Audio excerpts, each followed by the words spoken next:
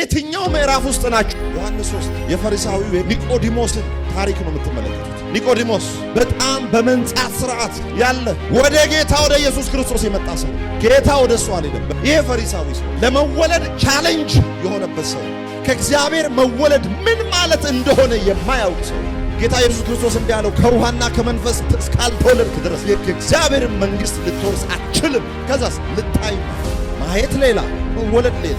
ይሄ ሰው እንደምታውቁት ያለምንም ቅድመ ሁኔታ የራሱን ጽድቅ ተማምኖ የመጣ ሰው ነው።